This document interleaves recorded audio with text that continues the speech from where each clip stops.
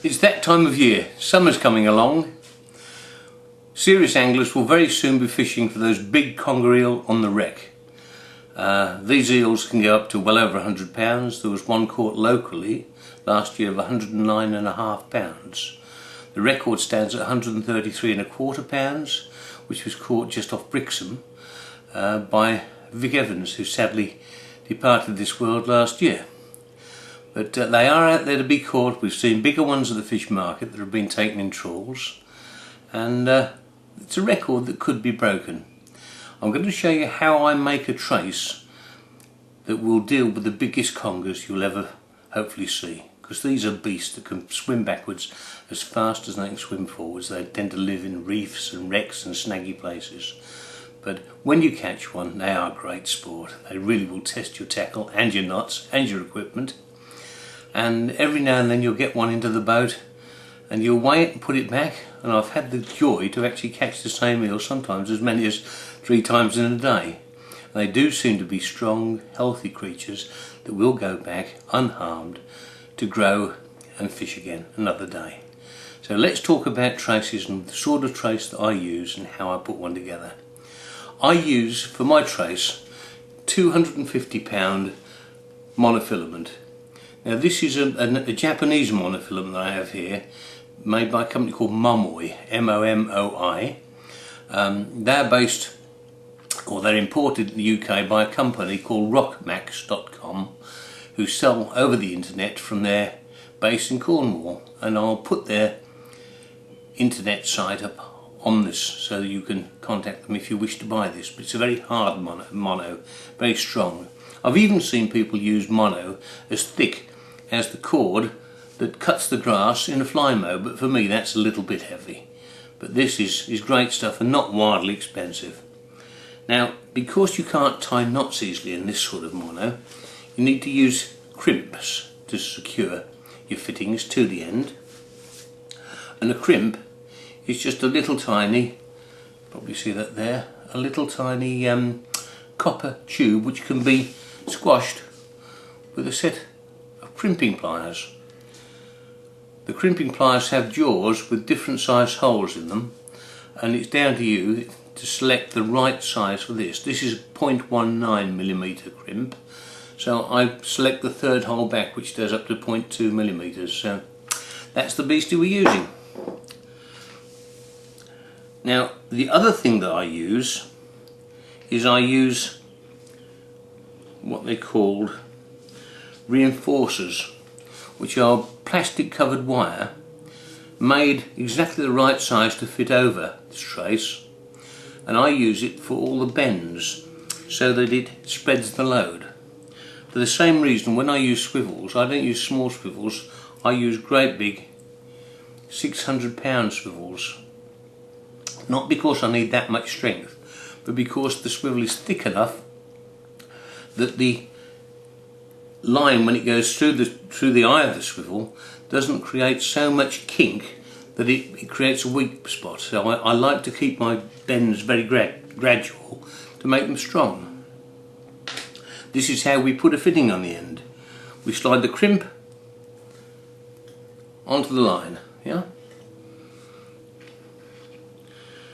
These reinforcers again come from Rockmax.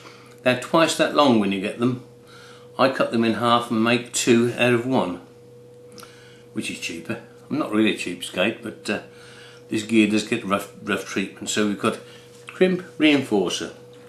We take next to swivel, put that through the eye, bring the end back through the crimp, so it just protrudes. Can you see that okay?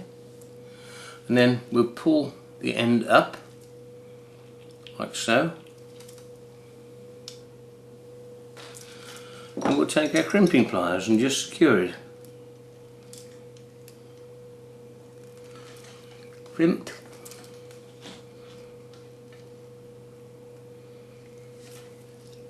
crimped again, and one in the middle. When you secure copper crimps, don't crush them so hard that you damage the mono underneath. These crimps are made to deal with traces for big fish such as marlin in the tropics. Believe me, they will cope with any punishment you give them. Anybody who tells you they're not as strong as knots clearly hasn't used them.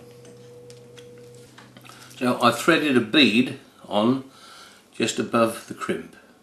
Plastic 8mm bead drilled out with a 2mm hole through it to accommodate the line. Next I use a stainless steel fitting here, which is a slider onto which I'm going to attach a weight. People say, well, you can get plastic sliders, they'll be far cheaper than stainless steel. Believe me, if you've ever seen an 80 or 90 pound conger thrashing in the water, I've seen them break and throw a weight off a line where the link is broken, and that's very dangerous. So I use these stainless steel fittings which are made for big game.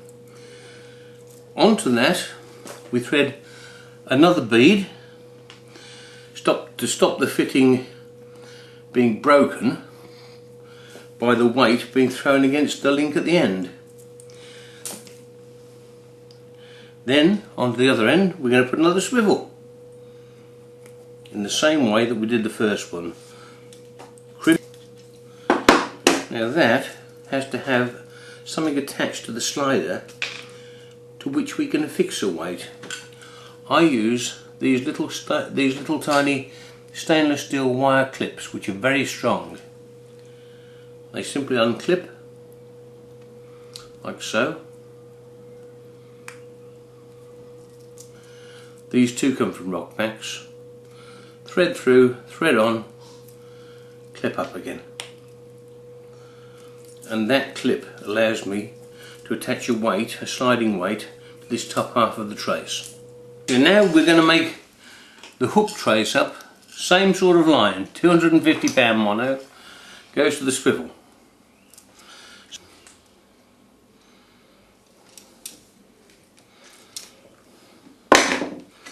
And then last but not least, we've got to put a hook on the end. So we're going to slide on a crimp. I like to use one of these sleeves through the eye of the hook, because I think that's one of the tightest turns in the line, where it turns back on itself, and that gives it additional protection. Then I'll run through this trace from the hook down. So we've got our hook there attached to the end. We've got about 1 metre of 250 pound trace to a loop, 600 pound swivel in the middle, another loop to the other end of the 600 pound swivel, to the top end of the trace, which is used to support the weight sliding up and down on a stainless steel weight link. At the top of the trace we have another 600 pound swivel, which allows the entire tackle to be connected to your main line or leader on your rod. And I wanted to just show you the way that I do that as well, because this is another handy tip. Now you can, if you want to, simply tie the trace on your line, on your main line, to the end of that 600 pound swivel. I prefer to put a link swivel onto the end of my rod, which is one of these gadgets. You can see that. Now this has a clip which can be undone, and it allows you to disconnect your trace from your main rod line once you've got an eel to the boat. It's a very, very useful addition, particularly if you want to weigh an eel and disconnect it without having to fight to take a hook out in the first instance. And all I do is I put that with that soldered ring at the top onto the end of my line, my rod line, and then I connect the whole caboose to that clip swivel, and it allows me, when I get back and I get an eel to the surface, simply to unclip it. All I'll say is that if you've ever seen a big eel revolving at speed, they can spin in the water, you'll understand why that is absolutely essential to stop your trace getting kinked. And that, believe me, is a really good conger trace. I've caught many big eels on these, and if you build them this way, you'll be able to land them. They won't get away from you.